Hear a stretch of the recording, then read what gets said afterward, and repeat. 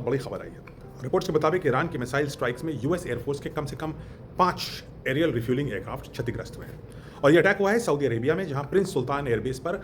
American सेना की एक महत्वपूर्ण तैनाती थी। रिपोर्ट्स के मुताबिक जो एयरक्राफ्ट प्रभावित हुए हैं वो हैं KC-135 strato tanker refuelling aircraft, वही विमान जो अभी क्रैश भी हुआ था कल। ये विमान यूएस मिलिट्री के लिए बहुत ही इंपॉर्टेंट होते हैं क्योंकि इनका काम होता है जो यूएस के फाइटर जेट्स हैं, चाहे F-22 हो या F-35 हो, F-15 हो या B-1 बॉम्बर, B-2 बॉम्बर, इन सबको हवा में ही वो रिफ्यूल करते हैं ताकि उनका कॉम्बैट रेडियस बढ़ जाए और वो दूर तक के मिशन सेफली कर पाए बिना किसी लैंडिंग की आवश्यकता हुए।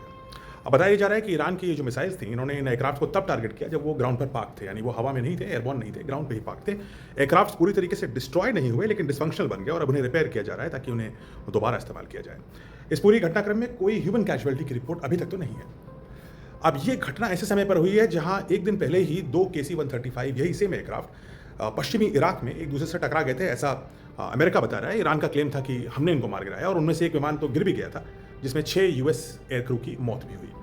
अब तक यूएस सेंट्रल कमांड ने आधिकारिक पुष्टि नहीं की है इस बात की कि प्रिंस सुल्तान एयरबेस पर कितना नुकसान हुआ है, लेकिन यह भी स्पष्ट नहीं है कि हमले के समय ये एयरक्राफ्ट ऑपरेशनल के लिए तैयार किए जा रहे थे या सिर्फ पार्क थे। लेकिन एक बात तो साफ है, जैसे जैसे संघर्ष बढ़ रहा है पूरे रीजन में, अमेरिकन मिलिट्री बेसिस पर सीधा टारगेट करना ईरान अभी भी कम नहीं कर रहा है। अमेरिकन प्रेसिडेंट बार बार ये बात बोल रहे हैं कि हमने 90% मिसाइल्स उनकी खत्म कर दी हैं क्योंकि उनके मिसाइल लॉन्चेस कम हो रहे हैं, लेकिन ऐसा लग रहा है कि मिसाइल लॉन्च तो कम हो गए, लेकिन इसलिए नहीं कि अमेरिका ने ईरान पर प्रेशर डाला है, बल्कि इसलिए क्योंकि ईरान को बहुत ही प्रिसाइज जियो लोकेशंस मिल चुकी हैं कि कहाँ मिसाइल मारनी है, इसलिए वो व्यर्थ में कोई मिसाइल यूएस या इसराइल के प्रति मार ही नहीं रहा है। तो शायद मिसाइल की स्ट्राइक इसलिए कम हुई है और प्रेसिडेंट ट्रम्प इस कंफ्यूजन में है कि मिसाइल स्ट्राइक उन्होंने कम कर दी बाय डिस्ट्रॉइंग मिसाइल साइट्स। तो ये एक बहुत इंपॉर्टेंट डेवलपमेंट है क्योंकि सीधे अमेरिकन एयरबेस पर वो भी 5 विमानों को क्षतिग्रस्त करना is not an easy task. Iran अभी भी इस लड़ाई में डटा हुआ है, इतनी despite of all the bombing लड़ाई अभी भी जारी है।